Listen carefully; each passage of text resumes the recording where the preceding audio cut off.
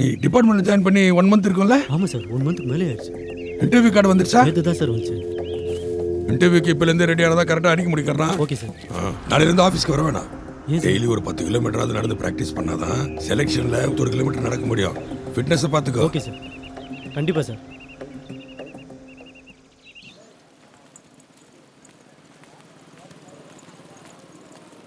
வரா பாருங்க, எங்க போயிட்டு வந்தான்னு கேளுங்க.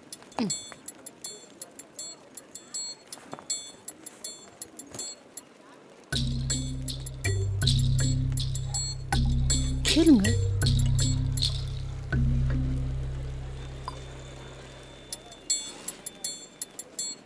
நீ எங்க? அப்பா, சேலம் ஜெயில் எவ்வளவு பெருசா இருக்கு தெரியுமா? ஜெயிலா? அது எப்படி உனக்கு தெரியும்? காலையில நான் ஸ்கூல் போகும்போது வேலோட அம்மா வந்துச்சா. நான் சேலம்லாம் போனதில்லம்மா, எனக்கு வழியெல்லாம் தெரியாது. கூட வான்னு கூப்பிட்டுச்சா, அதான் போயிட்டு வந்தேன். வேலுலப்பா, கம்பிக்கு அந்த பக்கமா நின்னுட்டு இருந்தான். பாக்குறதுக்கே பாவமா இருந்துச்சுப்பா. பாவமா இருந்துச்சு. பல்லுக்கெல்லாம் உடைச்சு போடு. படிக்க பிள்ளை ஜெயிலெல்லாம் போய் காலை வைக்கலாமா? நீ எதுக்கு அங்கெல்லாம் போன? ஏன் திட்டுற? நான் என்ன பண்ண? தள்ளு. ஆம்படியான பொண்டாட்டி கேள்வி மேல கேள்வி கேக்குறீங்க. என்னங்க இவ?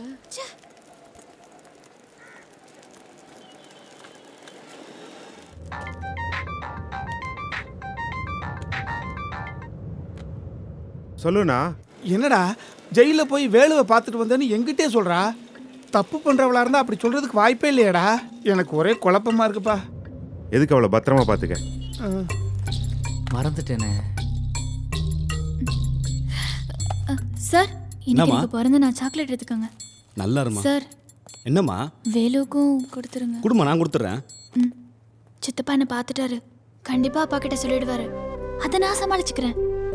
ஆனா நீ கொஞ்சம் ஜாக்கிரதையா இரு. ஜெயிலருங்க நினைச்சா கைதிகளை என்ன வேணாலும் பண்ணுவாங்களாம். நான் பார்த்துக்கிறேன், என்னை பற்றி நீ கவலைப்படாத.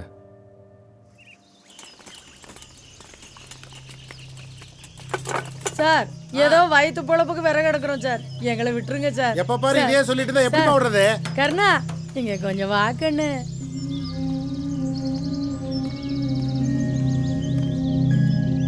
என்ன? உன் ஜதாலும் ஜெயிலுக்கு போயிட்டான். சோத்துக்கே கஷ்டப்பட்டுக்கிட்டு இருக்கேன்பா. இது ஜதாலா? அந்த திருட்டு பையன் எனக்கு ஜதாலா? இப்படிதான் ஊரெல்லாம் சொல்லிட்டு தெரியுதா?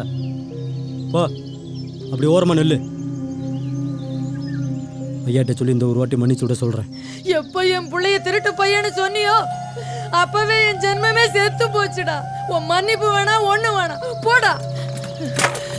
எல்லாம் என் புள்ள மாதிரி நினைச்சேன் பாரு, என்ன சொல்லணும். சார், டிஎஃப்ஓ சாரை சந்திச்சேன் சார். இன்டர்வியூக்கு ரெடியாக சொல்லிட்டார் சார். வேலு ஜாமீனில் வெளியே வந்து டிஎஃப்ஓ சந்திச்சிட்டானா பிரச்சனை ஆகிடும் சார். சரி, நான் பார்த்துக்கிறேன். என்னய்யா, அதிகாரிங்க யாரும் வரலையா? ஐயா வந்திருக்காங்க ஐயா. Forest ranger Gopal, forest ranger Gopal, forest ranger Gopal. இவர் ஜாமீன் மனு மேலே பரிசீலனை பண்ண கேட்குறீங்க, என்ன காரணம்? ஐயா, சமீபத்தில் எங்கள் எல்லைக்குட்பட்ட பகுதியில் 10 மான்கள் காணாமல் போயிடுச்சுங்க. மான் திருந்த கும்பலில் இவனை ஒருத்தனா இருப்பானு எங்களுக்கு சந்தேகம். என் புள்ள ஒரு செடியை கூட விட்ட அந்த கும்பலை மாட்டானே. பிடிக்கிறதுக்காக தனி டீம் அமைச்சு தேடிட்டு இருக்கேன் ஐயா. இந்த நேரத்தில் வேலுவை வெளியில் விட்டால் சாட்சிங்களை கலைச்சிருவார்னு சந்தேகமாக இருக்குங்கய்யா. அதனால் அவருடைய காவலை நீட்டிக்குமாறு தாழ்மையுடன் கேட்டுக்கிறேங்க ஐயா. அதிகாரிகள் கேட்டுக்கொண்டதற்கிணங்க குற்றம் சாட்டப்பட்ட வேலுவுக்கு மேலும் 15 நாட்கள் காவல் நீட்டிப்பு செய்து உத்தரவிடுகிறேன். யோ, யாரியா நீ? இந்த மாதிரி சாதாரணமான கேஸுக்கெல்லாம் இவ்வளவு நாளா ஜாமீன் கொடுக்காம இழுத்தடிக்கவே மாட்டாங்கய்யா. வேலு, உனக்கு பின்னாடி ஏதோ சதி நடக்குதுயா. பாத்துப்பா, ஜாக்கிரதையா நடந்துக்க. எப்படி ரிப்போர்ட்டு? சூப்பர் சார், எதிர்பார்க்கவே இல்லை சார். கர்ணா, டேய். சரி சரி, வண்டி எடு. கர்ணா, அவன் தான் உன்னை அன்னைக்கே திருட்டு பையன் சொல்லிட்டானே. திருட்டு பையன் சொன்னான். ஏ கர்ணா, இதுக்கெல்லாம் காது கேட்காதுல்ல?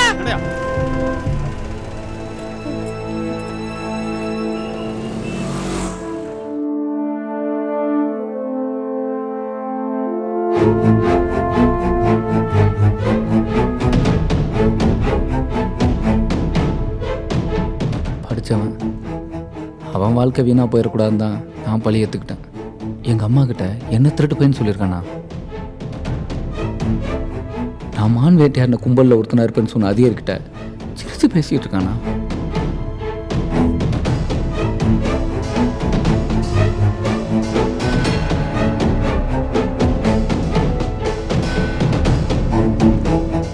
ஒரு சாதாரண வாட்ச்மேன் தான் மகனை வாத்தியார் ஆக்குறான், வாத்தியார் டாக்டர் ஆக்குறான், அந்த டாக்டர் தான் மகனை ஃபாரின் அனுப்புகிறான். ஆனால் காலங்காலமாக நாம மட்டும் இந்த காட்டை நம்பியே வாழணுமான்னுவான். என்ன விலை கொடுத்தா இந்த வாழ்க்கையை மாற்றியே திருவனு என்கிட்ட அடிக்கடி சொல்லுவான். நான்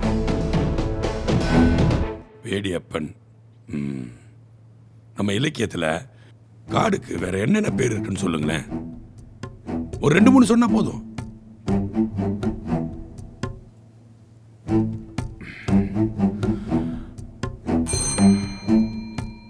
காளியப்பன்,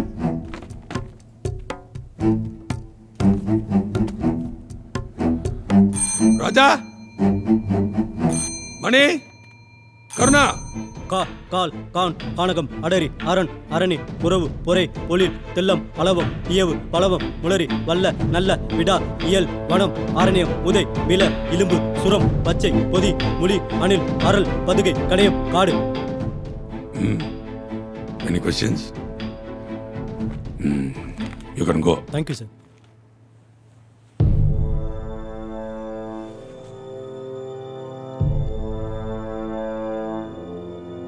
அவன் கெட்டவன். சார், ராஜாங்கிற பையனை செலக்ட் பண்ணிட்டா ஒரு 3 லட்சம் ரூபா வரைக்கும் பணம் கிடைக்கும். சார், மணின்ற பையனுக்கு மினிஸ்டர் ரெக்கமெண்டேஷன் இருக்குது. அவனை செலக்ட் பண்ணால் மினிஸ்டரையே திருப்தி பண்ண மாதிரி.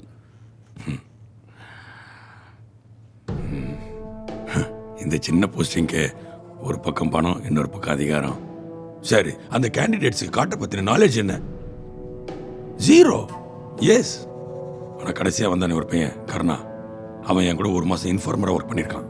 அந்த பீரியட்ல பல மரம் வெட்டுற கும்பலை நாங்கள் அரெஸ்ட் பண்ணியிருக்கோம். காரணம், காட்டை பாதுகாக்கணுங்கிற எண்ணம் தான். நம்ம கடமை என்ன? நம்மளுடைய அடுத்த சந்ததியினருக்கு ஒரு நல்ல வாழ்வியலை அமைச்சு கொடுக்கணும். ஆனால் அதை விட முக்கியமான கடமை நம்ம அனுபவிக்கிற இந்த இயற்கையை அப்படியே அவங்க கிட்ட ஒப்படைச்சிட்டு போறது தான். மரம் வளர்ப்போம், காடு வளர்ப்போம் சும்மா போர்டில் எழுதி தான் வச்சிருக்கோம், ஒண்ணுமே பண்ணல. இதுக்கெல்லாம் ஒரு தீர்வு வேணும்னா இயற்கையை நேசிக்கிற அதிகாரிகள் வரணும். அவங்களால தான் காட்டை காப்பாற்ற முடியும். அந்த மாதிரி பையன் தான் கருணா.